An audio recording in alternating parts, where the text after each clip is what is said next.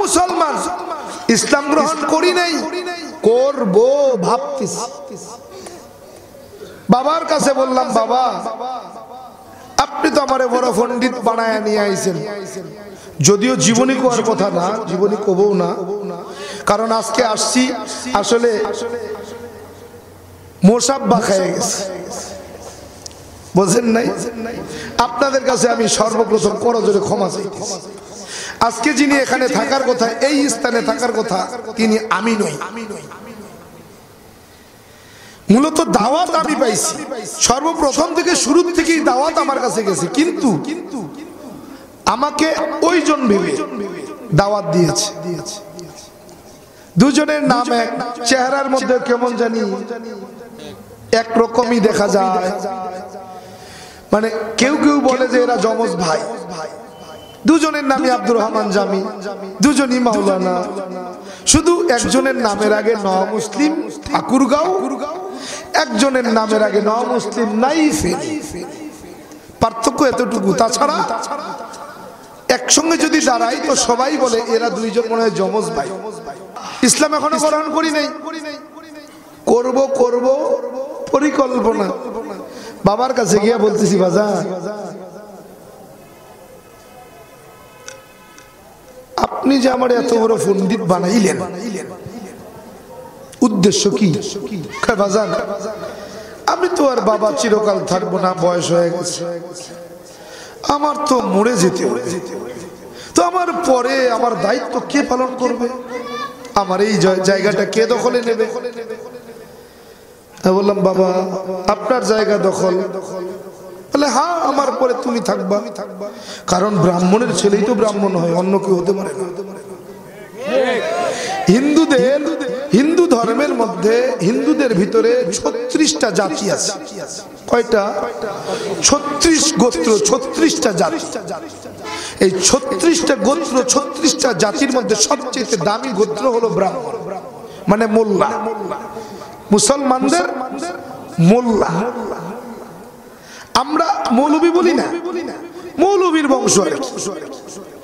তো এই মৌলবীর বংশদের আবার সিস্টেম হলো ভিন্ন। হিন্দু ধর্মে মৌলবীর সন্তানই মৌলবী হবে, আর কেউ হতে পারবে না। কিন্তু ইসলাম কত সুন্দর শরীয়তের বিধান। একজন মুচির সন্তানও যদি হাফেজে কোরআন হয়, কোরআনটাকে বিশুদ্ধভাবে তিলাওয়াত করতে শেখে, সেও মসজিদের ইমামের যোগ্যতা রাখে, ঠিক কি না? কিন্তু হিন্দু ধর্মে তা নাই।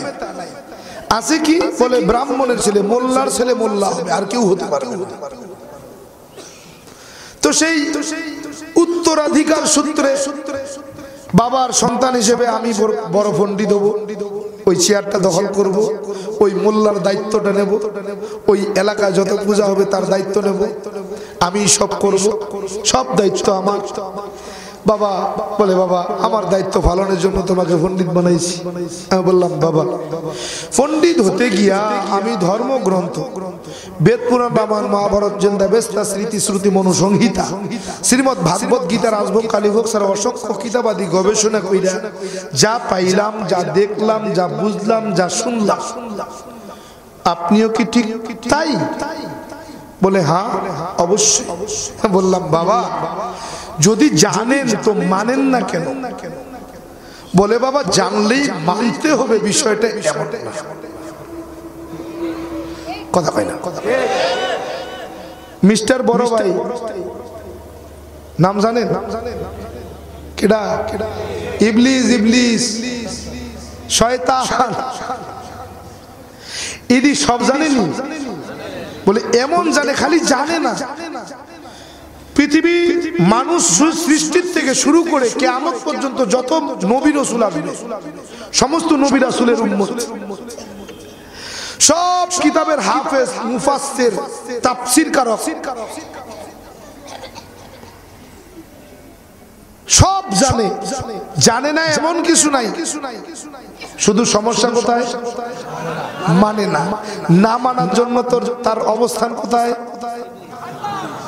ইবলিস। সে কি? ইবলিস। ঘোষণা কার? আল্লাহ। জানার পরে না মাইনা যদি ইবলিস হয়ে যায়, তাহলে হালত কি?